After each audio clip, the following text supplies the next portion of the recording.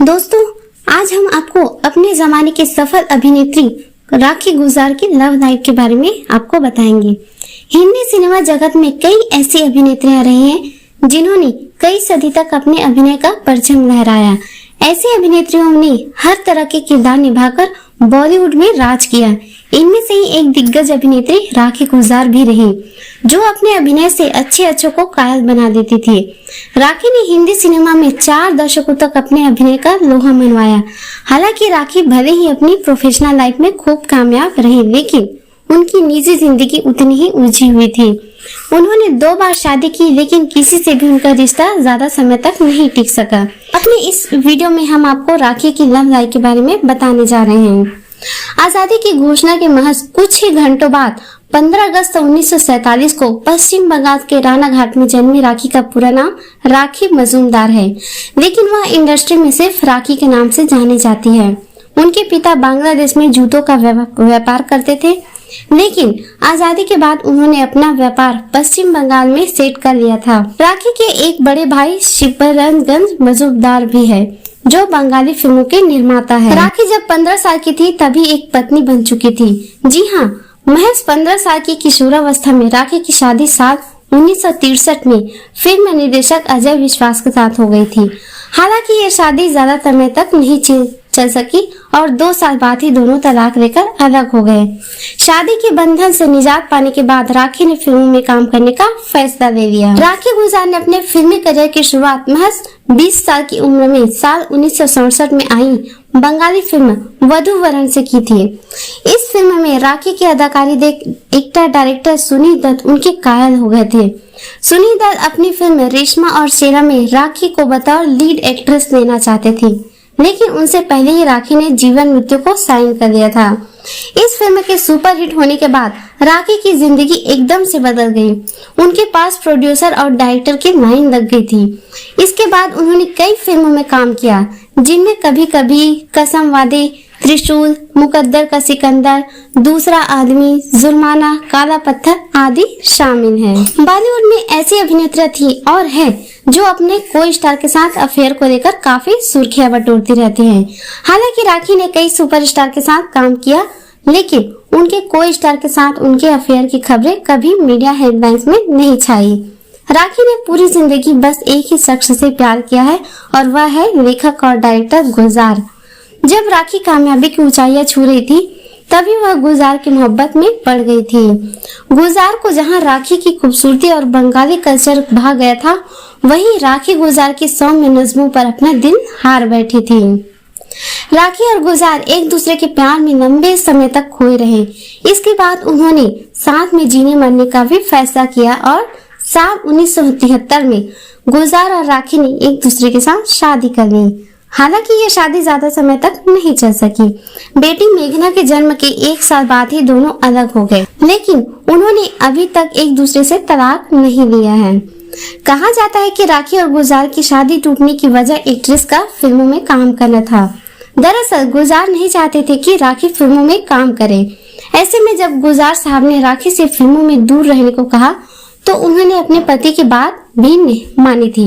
कई प्रोड्यूसर राखी को अपनी फिल्म में लेना चाहते थे, मगर एक्ट्रेस को लगता था कि गुलजार उन्हें अपनी फिल्मों में ले लेंगे।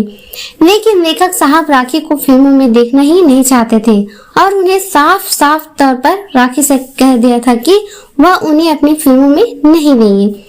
बस यही से दोनों के बीच दरारें पनपनी शुरू हो गई थी। गुलजार और राखी को देखकर कोई नहीं कहेगा कि उनके बीच हिंसा भी हो सकती है, लेकिन एक रिपोर्ट के मुताबिक फिल्म आंधी की शूटिंग के दौरान इसका निर्देशन गुलजार साहब कर रहे थे।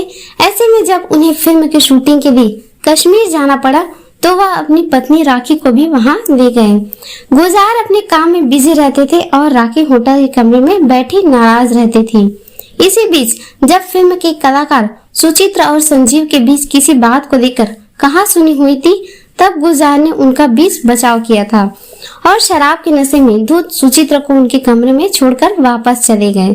तभी सुचित्रा के कमरे में गुलजार साहब को बाहर आता देख राखी अपना आपा खो बैठी। वह टीम के सामने गुलजार पर अपनी नाराजगी जाहिर करने लगी। इसके बाद गुलजार उन्हें अपने कमरे में ले गए और उन्हें खूब पीटा था। हालांकि इस पर दोनों की तरफ से आज तक कोई बयान सामने नहीं आया। कहा तो यह भी जाता है कि जब फिल्म आंधी की शूटिंग हो रही थी तब कश्मीर में यश चोपड़ा भी मौजूद थे। चोपड़ा साहब राखी को अपनी एक फिल्म में लेना चाहते थे, लेकिन गुलजार की वजह से वह हमेशा मना कर देती थी।